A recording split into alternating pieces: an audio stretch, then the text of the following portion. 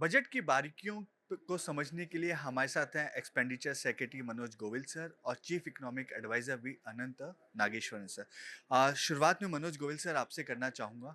Sir, capital expenditure 11.21 lakh crore रखा गया है सर। जो पिछले साल 11.11 लाख था बजट एस्टिमेट। तो सर, क्या लगता है सर, क्या हम इसको अचीव कर सकते हैं, क्योंकि हमने रिवाइज एस्टिमेट उससे काफ़ी कम कर दिया था। जी हाँ, मुझे लगता है कि इसमें इस साल जो हमने 11.21 रखा है वित्तीय वर्ष 2025-26 के लिए, ये पूर्णतः एक ऐसा लक्ष्य है जिसको हम अचीव कर पाएँगे, जिसको हम पूर्ण कर पाएँगे।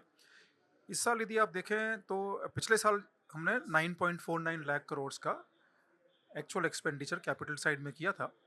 इस साल का जो रिवाइज़्ड एस्टीमेट है, पुनरीक्षित अनुमान है, वो 10.18 10.18 लाख करोड़ है। तो 10.18 लाख करोड़ से अगले साल यदि 11.21 करना है तो लगभग 10% का ग्रोथ है। पिछले सालों में आपको आपने ये भी देखा होगा कि लगभग 25% 30% तक भी कैपिटल एक्सपेंडिचर ग्रोथ हुआ था। तो हमें लगता है कि इसमें ये आराम से हो जाना चाहिए।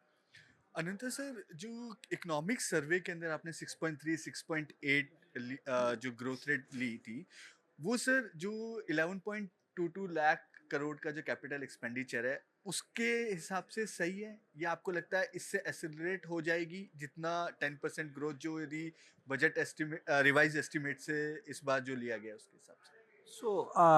The fact that the capital expenditure is an improvement over the RE, I don't think it has any major contradiction or inconsistency with our real GDP growth estimates. Because this year, for example, we will end up, as the revised estimates show, somewhere between 10 and 10.3 lakh crores, and that is consistent with the MOSP's estimate of 6.4% real GDP growth for the current financial year. So for next year, we have said in the economic survey 6.3 to 6.8.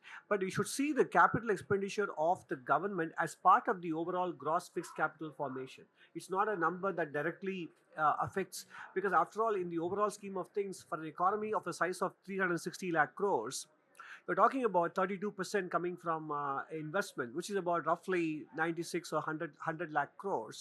So I don't think these numbers are going to be mattering more than 5 to 10 basis points here and there.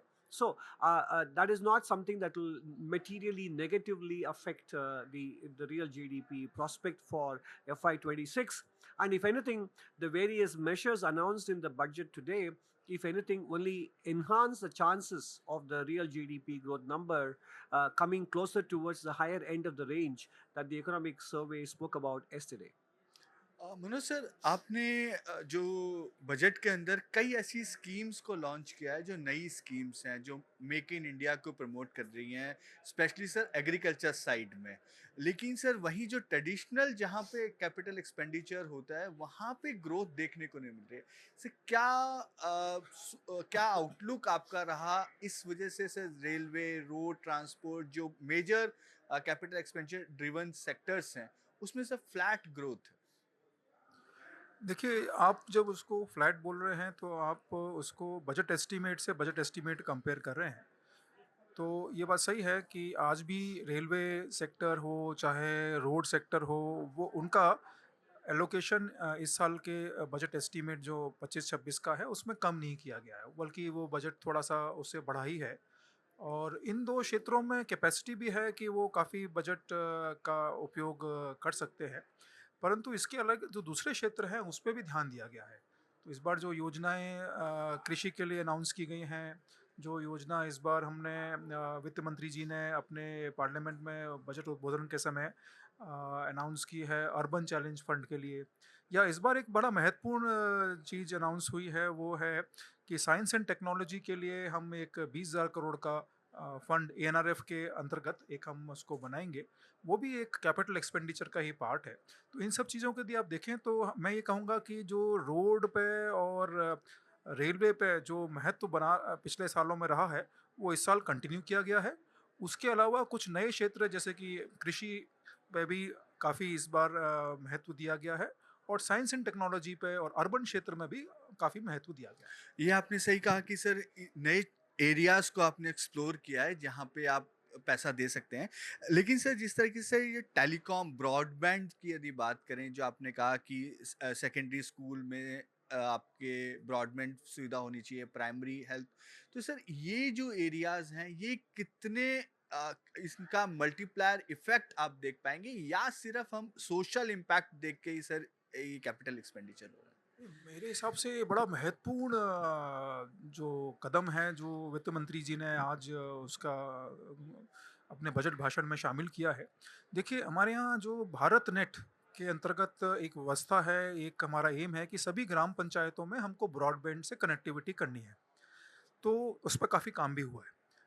ग्राम पंचायतें connect हो रही हैं, परंतु मान लीजिए उसी ग्राम पंचायत में कोई स्कूल है, कोई पीएचसी है, उनको कनेक्ट करने के लिए अभी उसमें व्यवस्था नहीं है।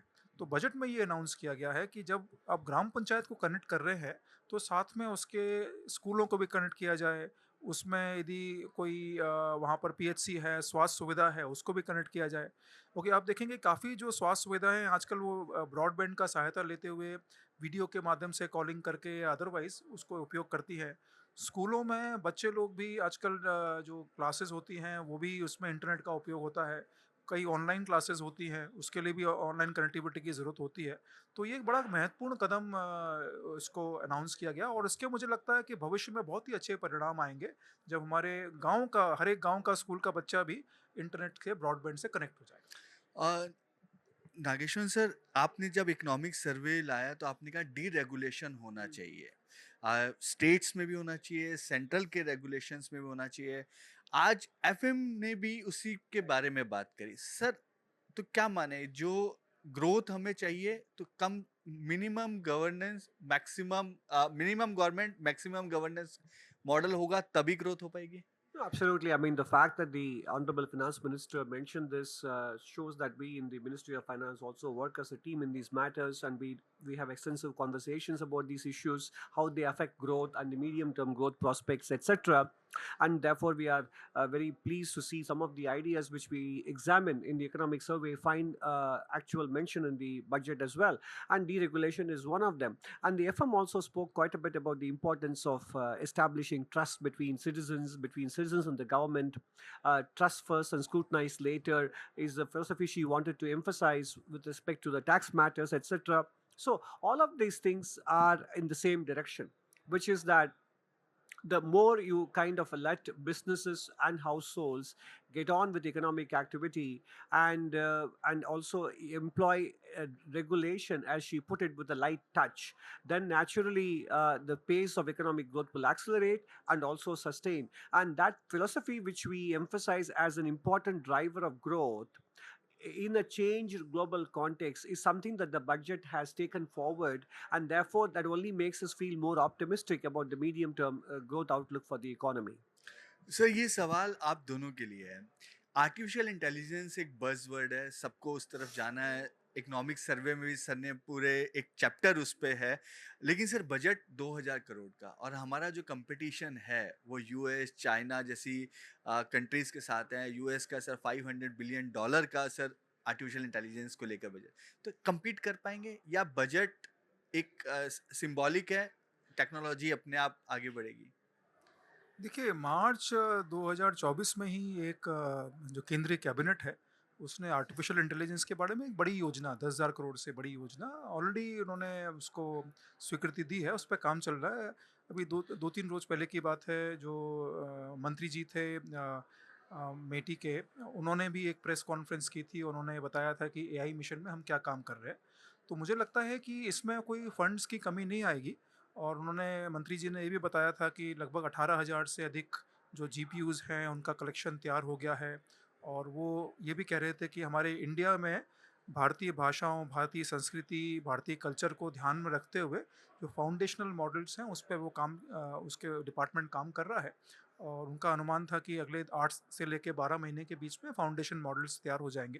तो मुझे लगता है इसमें संसाधनों की कमी कोई मुद्दा नहीं है।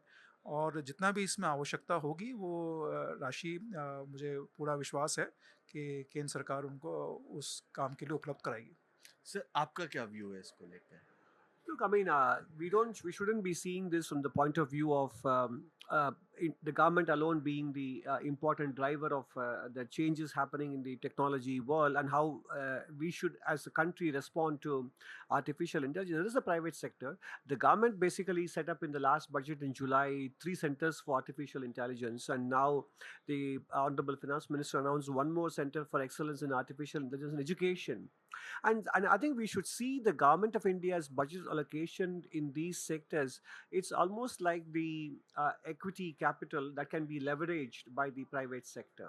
I think we should see that as a catalyst rather than comparing the government of India's budget allocation with the size of the overall industry in the Western societies. I think that's not an apt comparison. Okay Manoj sir, petroleum और natural gas ने मंत्रालय ने sir तकरीबन आपसे 18,000 करोड़ रुपए की मांग की थी, जो उनकी एलपीजी और जो पेट्रोल डीजल में जो अंडर रिकवरी है उसको लेकर सर, लेकिन बजट में सर 12,000 करोड़ का ही प्रोविज़न किया गया।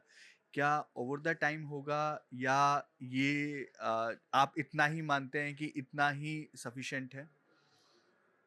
देखिए, पेट्रोलियम मंत्रालय का जो प्रस्ताव है उसका अभी तक अप्रेज़ल नहीं हुआ है। अप्रेज़ल के बाद जो राशि आवश्यक होगी वो उनको उपलब्ध कराई जाएगी, और यदि मान लीजिए राशि अधिक होती है बजट प्रावधान से, तो फिर सक्षम प्राधिकारी का अनुमोदन प्राप्त करके उसको फिर रिवाइज़ एस्टीमेट में भी प्रदान किया जा सकता है।